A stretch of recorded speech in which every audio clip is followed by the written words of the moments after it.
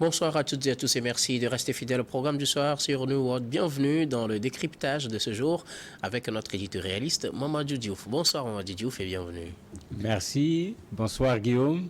Avec vous aujourd'hui, nous parlons du Sénégal. Macky Sall nomme une nouvelle équipe de la Sénat. Au Sénégal, le président Macky Sall a remanié la commission électorale nationale autonome ce vendredi 4 novembre.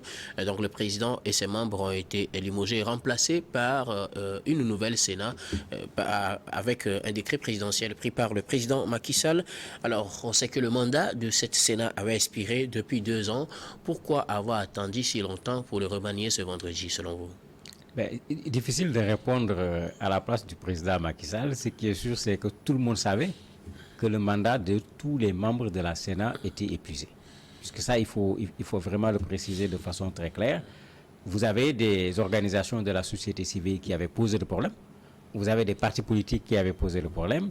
Au départ même, la coalition Yewwi Askan Wi, la coalition dans laquelle se trouve Ousmane Sonko, avait posé également ce problème en disant que les membres de la Sénat devaient être renouvelés et ils ne l'ont pas été.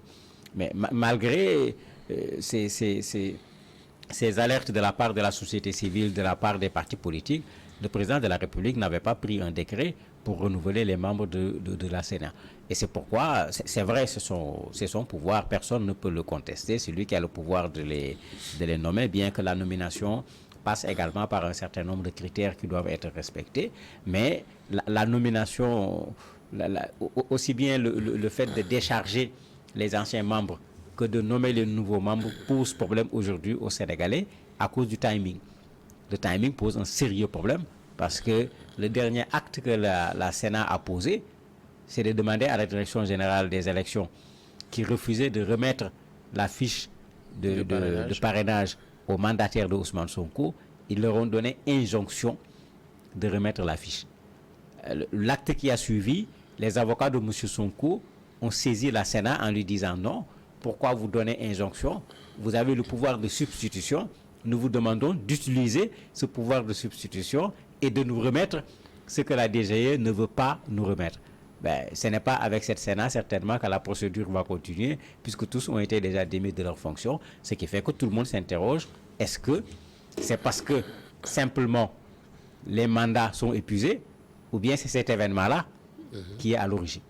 En tout cas, la question reste posée. Peut-être on trouvera une réponse. Votre réponse peut-être jusqu'à la fin de cette émission.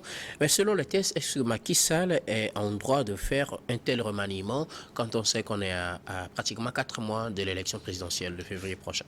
On peut séparer les choses pour que ça soit plus clair. Est-ce qu'il peut le faire? C'est lui le président de la République. C'est par décret présidentiel qu'on change les membres de la Sénat. Ouais. Donc de ce point de vue, il n'y a absolument aucun reproche à pouvoir lui faire. Maintenant, la Sénat a des textes. Le renouvellement doit se faire au tiers. Parce qu'un des principes avec la Sénat, c'est la permanence.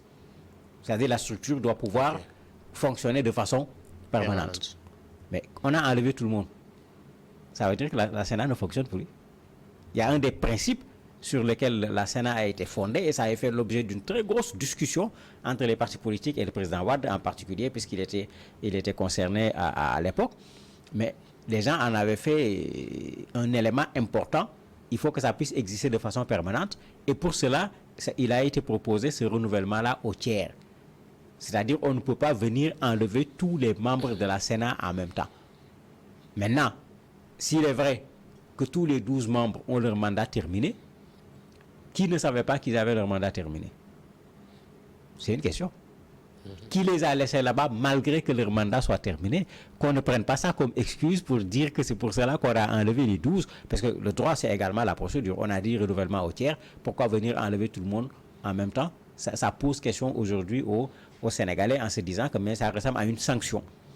Puisqu'ils ont eu le culot, c'est comme ça qu'il faut l'appeler, alors qu'en fait, c'est leur prérogative que leur donne le code électoral de dire à la direction générale de donner aux mandataires de Ousmane Sonko la fiche, la clé pour qu'ils puissent aller chercher des parrainages qui vont être déposés au niveau du Conseil constitutionnel puisque c'est un élément constitutif du dossier de candidature à la présidentielle. Donc il y a le président qui est là, qui a ce pouvoir de nomination par décret. Ce pouvoir n'est pas discuté, mais la façon dont il l'a fait pose problème. La deuxième chose qui pose problème, c'est les élections ont lieu en février. Nous sommes en novembre. Alors que tout le monde sait l'enjeu qu'il y a. Bon, ce qu'on appelle Sénat chez nous, c'est l'équivalent un peu de la CENI chez les autres. Chez nous, ça s'appelle Sénat tout simplement. Commission électorale nationale autonome. Tout le monde connaît l'enjeu qu'il y a autour de cette structure qui organise les élections. Au Sénégal, elle n'organise pas, mais elle supervise les élections. C'est-à-dire tout acte qui est posé dans le cadre du processus électoral et que sur cet acte, il n'y a pas le visa de la Sénat, cet acte est nul. C'est valable pour comment on les appelle encore, la publication des résultats au niveau des bureaux de vote, c'est valable pour quand on va publier les résultats, etc. Donc, du début à la fin, ils sont là. Quand on va installer les commissions régionales, etc., tout, ils doivent donner leur accord. Mais ça veut dire que c'est une structure extrêmement importante dans l'organisation des élections. Comment, à 3 mois des élections pratiquement, enlever tous ces gens avec tout ce qu'ils ont comme expérience d'organisation des élections pour amener d'autres personnes qui vont faire quoi? Apprendre à connaître les textes de la Sénat, apprendre à connaître le code électoral et pour vouloir organiser une élection qui a tellement d'enjeux au Sénégal aujourd'hui que les gens se disent même que c'est pour ça qu'on a enlevé cette Sénat-là parce que peut-être on commence à se dire que mais ces gens-là, on ne pourra pas les orienter dans la direction qu'on veut. Et puisqu'on ne pourra pas le faire, autant les enlever et mettre d'autres personnes. Mais ça fait que tout le monde se pose des questions. Pourquoi à 3 mois des élections, on enlève une Sénat alors que c'est le moment et on va vers des élections avec beaucoup de contentieux. D'ailleurs, les contentieux ont déjà commencé avec la question des mandataires. Mais il faut des gens qui soient véritablement outillés, qui aient l'expérience pour pouvoir nous amener à des élections apaisées. Mais sinon, quand on commence déjà à contester des élections alors qu'on ne connaît même pas encore qui sont définitivement les candidats, mais ça veut dire que les élections risquent de se passer dans de très mauvaises conditions. Au niveau de la société civile et de l'opinion sénégalaise, la présence de certains membres de la nouvelle Sénat nommée par Macky Sall suscite des interrogations. Pourquoi? Mais il y a 3 curiosités dedans. La première curiosité, les textes disent que ceux qui sont élus pour être membres de la Sénat doivent être des personnes indépendantes, des personnes non partisanes, ni par rapport à un parti, ni par rapport à un candidat, ni par rapport à une coalition. Puisque quand on fait les élections, c'est les éléments. Les textes sont extrêmement clairs. Il se trouve qu'il y a 2 membres au niveau de la Sénat qui sont connus pour leur appui, leur soutien au président de la République actuelle. D'ailleurs, comme VAR est là, les gens ont ressorti des meetings, des choses qui ne peuvent pas être contestées, où le soutien par rapport au pouvoir actuel était là. On ne peut pas dire le contraire. Il s'agit d'abord de Serigne Abdou Ndiaye, qui est très clair. APR, il a même été candidat au local. Il s'agit également de Cheikh Awa Balla Fall, qui lui également a été vu en 2017 avec un mouvement de soutien au président de la République, etc. Ça ne peut pas faire l'objet de discussion, c'est clair. Les images sont là, les articles parfois des journaux sont là avec des photos où on voit ces gens qui sont des partisans. Donc dans la nomination ici, il y a problème. Parce que c'est certes un décret présidentiel, mais le décret est conditionné par un certain nombre de conditions et ici les conditions n'ont pas été respectées. Il y a un autre problème également qui se pose. On a nommé au niveau de la Sénat quelqu'un qui est déjà au niveau du Conseil constitutionnel. Alors que le Conseil constitutionnel également joue un rôle extrêmement important, puisque c'est là-bas qu'on va valider déjà les candidatures, et tout le monde le sait, les résultats quand on conteste, c'est là-bas qu'il faut aller les contester. Les gens se posent la question, mais pourquoi fragiliser la Sénat? Avec tout le rôle que la Sénat joue du début à la fin des élections, et venir fragiliser en plus le Conseil constitutionnel, qui est l'endroit où on va valider les élections. Mais tout le monde se pose la question de qu'est-ce qui se cache derrière cette affaire-là. Quelqu'un qu'on a nommé au niveau du Conseil constitutionnel, qu'on le laisse continuer son travail. Surtout qu'ils vont avoir énormément de travail parce que je ne sais pas si ça va arriver jusqu'au bout, mais on a plus de 250 candidats pour le moment. Donc s'ils doivent travailler sur tout ça, ce n'est pas du travail qui manque là-bas pour qu'on puisse tirer encore quelqu'un pour amener de l'autre côté. Bon, ça fait que ça pose véritablement un problème et les interrogations sont là et toutes les interrogations vont vers la candidature de Ousmane Sonko parce que depuis fort longtemps c'est la conviction. Ousmane Sonko lui-même a toujours dit c'est Macky Sall, il n'a jamais accusé une autre personne. Mais quand on voit les actes qui sont posés depuis quelque temps, Mais on est actuellement dans l'administration, on est en plein dans l'administration. C'est le ministre de l'Intérieur, c'est le président de la République, et c'est la conviction aujourd'hui de beaucoup de Sénégalais. C'est M. Sonko qu'on veut empêcher coûte que coûte d'être candidat. Et comme la Sénat avait ouvert la porte pour qu'on lui permette d'aller chercher des parrains. Bon, comme c'est un phénomène, c'est sûr que les gens de Sonko en train de chercher un parrainage, ça va être des meetings improvisés un peu partout.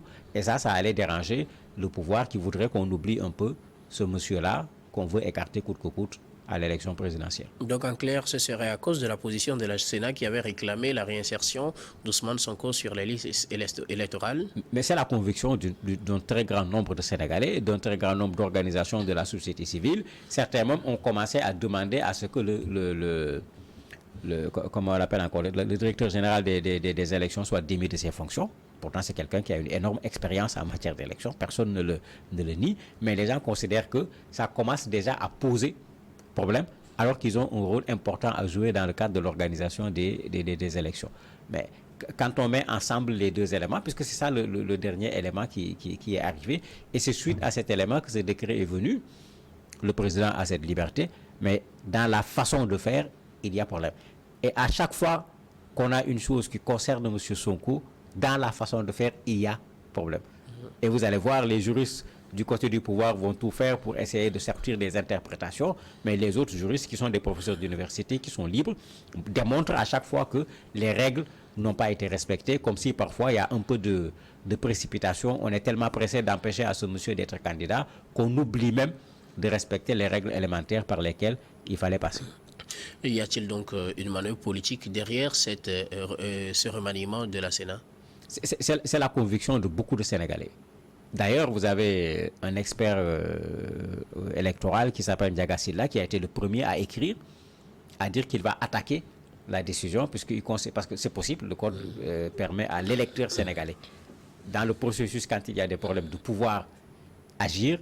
L'actuel ministre de la Justice, l'actuel ministre des Affaires étrangères, puisqu'il a quitté la justice, qui est professeur agrégé de droit, a essayé de répondre en lui disant il n'a pas intérêt, etc. Mais d'autres juristes ont répondu en disant qu'il a tout à fait raison.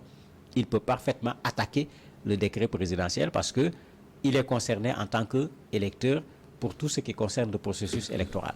Et aujourd'hui, vous avez plein de personnes qui lui ont donné raison. Il y a même 2 organisations actuellement de la société civile qui l'ont rejoint pour que, effectivement, que cette décision soit attaquée.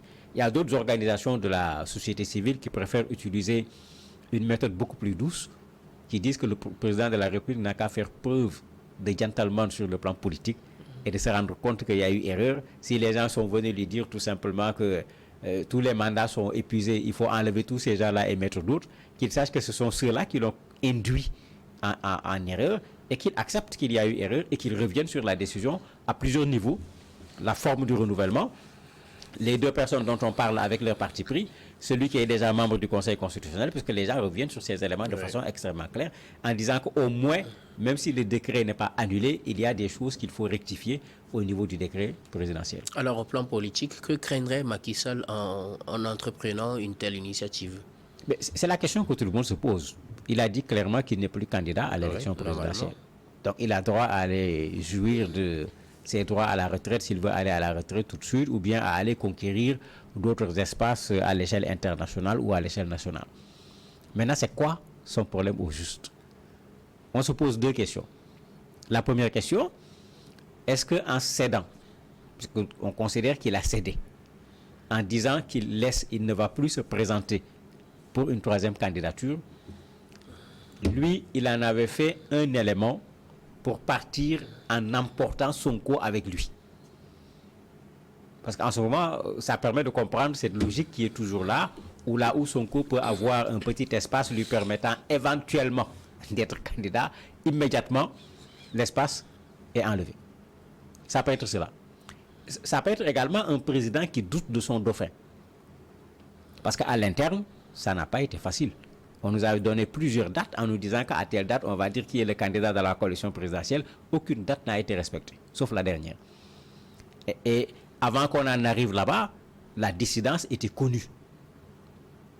C'était clair, c'était net. Il y en a même qui viennent aujourd'hui du camp présidentiel, qui attaquent le candidat de la coalition, mais avec des attaques extrêmement virulentes. Est-ce qu'il craint pour son candidat? Et surtout, il craint ce même Sonko encore pour son candidat, parce que la popularité de Sonko ne fait pas l'objet de discussion. Sa stature à l'échelle nationale, sa stature à l'échelle internationale au niveau de la diaspora sénégalaise ne fait l'objet d'aucune discussion, alors que le cas d'Amadouba, ce n'est pas son cas. L'envergure nationale d'Amadouba est discutable, d'autant que même à Dakar, il a eu des problèmes au niveau des parcelles, qui est un peu son fief sur le plan politique. Mais est-ce que ce n'est pas ça que le président veut régler en se disant non, faut pas que quelqu'un d'autre vienne, il faut que je mette mon dauphin à ma place. Et en ce moment, on est obligé de se poser l'éternelle question. Pourquoi quand les gens veulent partir, ils veulent mettre un dauphin? Mais quand on parle de démocratie, quand on parle de république, il n'y a pas de dauphin. Et qu'ils fassent attention, les dauphins sont devenus des animaux dangereux en politique. Dans la mer, c'est des animaux magnifiques qui ne posent pas de problème. Mais en politique, les dauphins sont devenus des animaux dangereux, ils deviennent des requins. Il n'a qu'à demander à la Mauritanie, il n'a qu'à demander à l'Angola, mais les dauphins sont devenus des requins. Donc ce n'est pas parce qu'il va poser un dauphin ici que rien ne pourra se passer derrière lui, contre sa famille, contre ses proches. Ce n'est en rien du tout une garantie. Mais à partir de ce moment, qu'il profite de la petite porte qui lui reste pour sortir par cette petite porte. Parce qu'il a failli sortir par la fenêtre, mais il n'a qu'à profiter de la petite porte et sortir par la petite porte en laissant les Sénégalais choisir le prochain le président de la République, sans pour autant qu'il soit là à décider de qui sera candidat et de qui ne le sera pas. Ça ne fait pas partie de son pouvoir. Mamadou Diouf, nous arrivons pratiquement à la fin de ce numéro du décryptage. Un dernier mot sur ce remaniement au niveau de la Sénat au Sénégal. Ben, on espère que le président va faire preuve d'élégance d'un point de vue politique, va prouver que c'est un homme d'État. Au moins, il va revoir le décret, à défaut d'annuler le décret, pour que les gens se remettent dans une logique d'élection qui vont se passer dans de très bonnes conditions. S'il ne le fait pas, on ne pourra pas enlever dans l'esprit de bon nombre de Sénégalais que tout ce qui a été fait pour empêcher à Sonko d'être candidat. Merci beaucoup à vous, Mamadou Diouf, d'avoir répondu à nos questions. Merci également à vous, très chers téléspectateurs, de nous avoir suivis. C'est la fin de ce numéro du décryptage. Je vous retrouve tout de suite pour la suite du programme du soir sur Nouro d'Info.